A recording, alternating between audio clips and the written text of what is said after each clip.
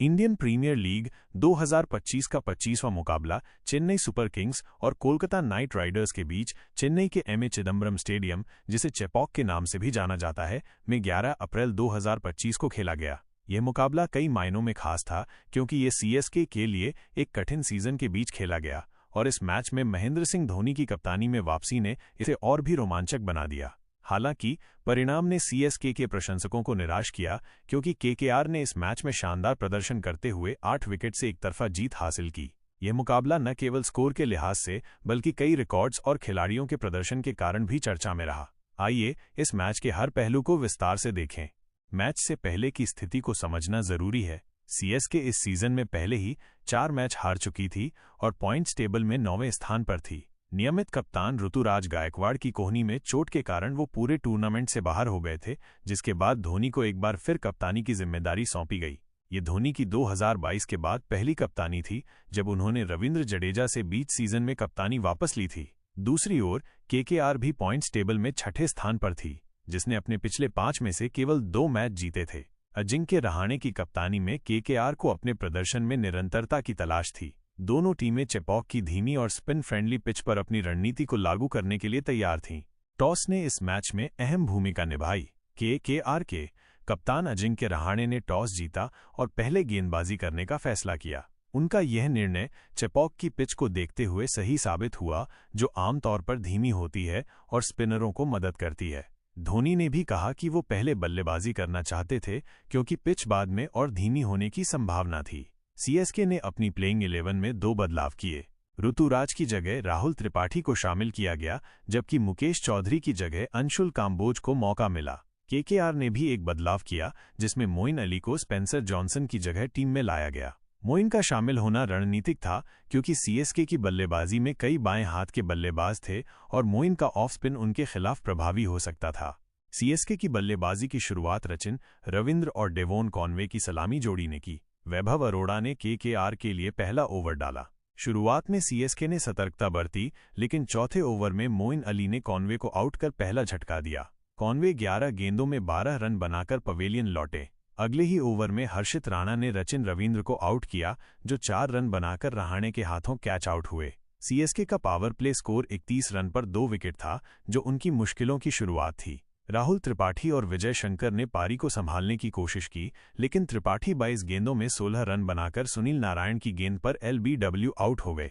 विजय शंकर भी ज्यादा कुछ नहीं कर सके और 29 रन बनाकर राणा की गेंद पर आउट हुए। सीएसके की मध्यक्रम की बल्लेबाजी पूरी तरह से लड़खड़ा गई। शिवम दुबे ने एक छोर संभाले रखा, लेकिन लगातार विकेट गिरने से वो दबाव में आ गए। रविंद्र जडेजा 0 रन बनाकर नारायण की गेंद पर आउट हुए, जबकि रविचंद्रन अश्विन और नूर अहमद भी सस्ते में निपट गए। सबसे बड़ा झटका तब लगा जब धोनी 15वें ओवर में बल्लेबाजी के लिए आए। चेपॉक का माहौल धोनी के मैदान पर उतरते ही बदल गया। दर्शकों ने जोरदार हौसला बढ़ाया, लेकिन नारायण ने उन्हें पहली ही गेंद पर एलबीडब्ल्यू आउट कर दिया। धोनी ने रिव्यू लिया, लेकिन फैसला उनके खिलाफ गया। वह केवल 1 रन बना सके। ये पल सीएसके के लिए सबसे निराशाजनक था क्योंकि धोनी से चमत्कार की उम्मीद थी। सीएसके की पारी 20 ओवरों में 103 रन 9 विकेट पर सिमट गई। ये चेपॉक में उनका सबसे कम स्कोर था। शिवम दुबे 31 रन बनाकर नाबाद रहे, लेकिन बाकी बल्लेबाजों का प्रदर्शन निराशाजनक रहा। 7 बल्लेबाज दहाई का आंकड़ा भी नहीं छू सके। केकेआर की गेंदबाजी में सुनील नारायण ने 4 ओवर में 13 रन देकर 3 विकेट लिए, जिसमें धोनी का कीमती विकेट शामिल था। वरुण चक्रवर्ती और हर्षित राणा ने 2-2 विकेट लिए, जबकि वैभव अरोड़ा और मोइन अली को 1-1 विकेट मिला। केकेआर के स्पिनरों ने 12 ओवरों में केवल 55 रन दिए और 6 विकेट लिए, जिसने सीएसके की बल्लेबाजी को पूरी तरह से तहस-नहस कर दिया। 104 रनों के लक्ष्य का पीछा करने उतरी केकेआर की शुरुआत क्विंटन डीकॉक और सुनील नारायण ने की। दोनों ने आक्रामक अंदाज में बल्लेबाजी शुरू की। नारायण ने पहले ही ओवर में खलील अहमद की गेंद पर छक्का जड़ा, जिसने उनके इरादे जाहिर कर दिए। डीकॉक ने भी तेजी से रन बनाए और पावर प्ले में केकेआर ने 71 रन पर 1 विकेट का स्कोर बनाया। डीकॉक 22 रन बनाकर अंशुल काम्बोज की गेंद पर आउट हुए, लेकिन तब तक केकेआर मजबूत स्थिति में थी। नारायण ने 18 गेंदों में 44 रन की ताबड़तोड़ पारी खेली, जिसमें 5 छक्के और 2 चौके शामिल थे। वो नूर अहमद की गेंद पर आउट हुए, लेकिन केकेआर को जीत के लिए केवल 17 रन चाहिए थे। अजिंक्य रहाणे और रिंकू सिंह ने बिना किसी परेशानी के लक्ष्य को हासिल कर लिया। रिंकू ने जडेजा की गेंद पर छक्का लगाकर मैच खत्म किया। केकेआर ने केवल 10.1 ओवर में 107 रन पर 2 विकेट का स्कोर बनाकर 8 विकेट से जीत दर्ज की। ये जीत 59 गेंद शेष रहते हासिल की गई, जो सीएसके के लिए आईपीएल इतिहास में सबसे बड़ी हार थी। रहाणे 18 और रिंकू 14 रन बनाकर नाबाद रहे। सीएसके की गेंदबाजी में नूर अहमद ने 1.1 ओवर में 8 रन देकर 1 विकेट लिया, जबकि काम्बोज को भी 1 विकेट मिला। लेकिन कुल मिलाकर सीएसके के गेंदबाज केकेआर के बल्लेबाजों को रोकने में नाकाम रहे। इस मैच ने कई रिकॉर्ड तोड़े।